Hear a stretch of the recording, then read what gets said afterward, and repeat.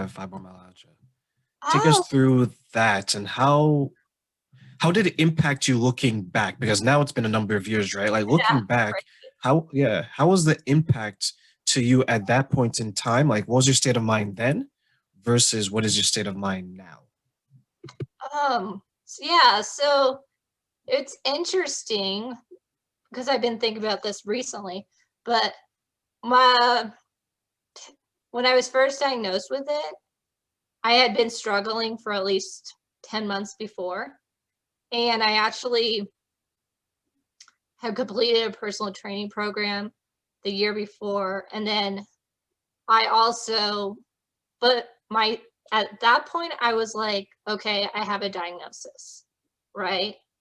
But I was like, I didn't know what fibromyalgia meant. I did all the physical therapy, medications, and all of that.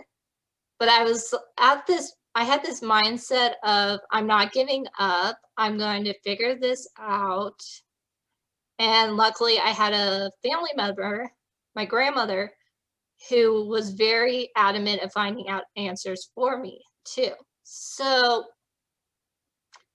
at that, I mean, I eventually came across the wellness chiropractor just because my grandmother found a little newspaper clipping saying a wellness talk by a wellness chiropractor, right?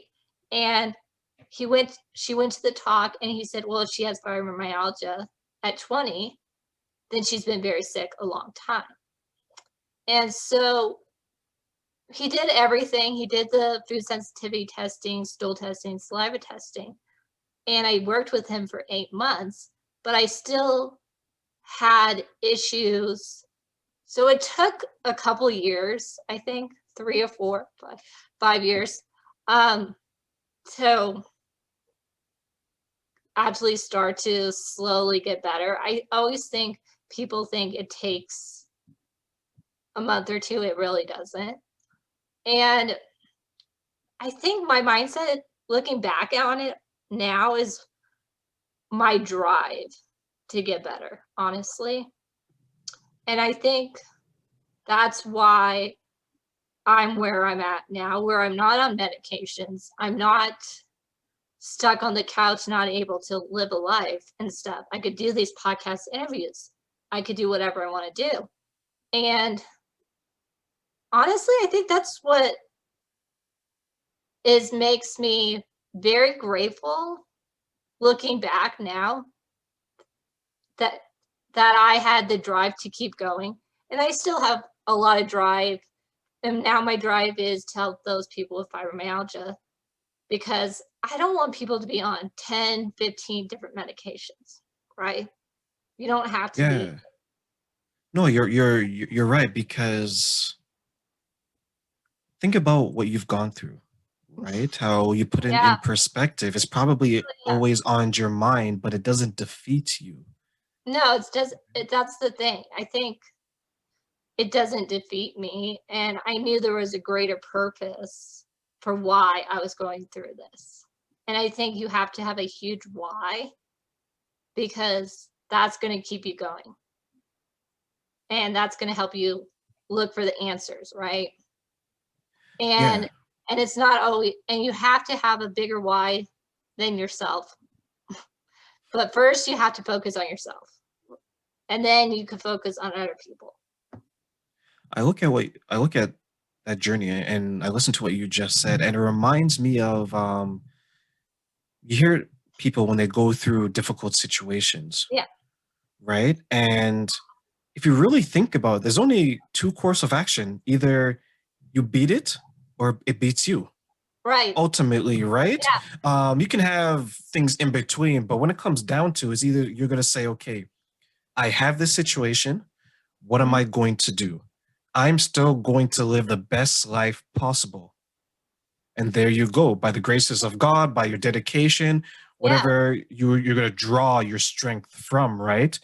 So right. now that you're at the point where, you know what, I'm still living my life the way I want to live it. Yes, I have this, but I'm still living it the way I want to live it. Were you ever, did you ever take a step back and say, I'm kind of amazed at the strength that I'm showing right now.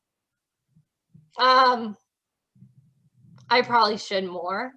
Um, but lately, a lot of people have been saying, "Oh, when I do these podcast interviews, they've been saying, "Oh, you're very inspiring to other people because you kept going."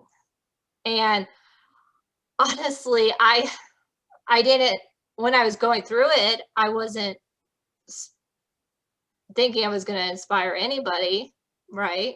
I just was like, okay, I'm going to get better. I'm going to focus on myself. But now, lately, I've been thinking, okay, I've been looking back and I'm like, oh, I see what people are saying, right? But, you know, it's funny, you never know where you're going to be, but you have to have these goals. You have to keep going because you never know who you're going to inspire.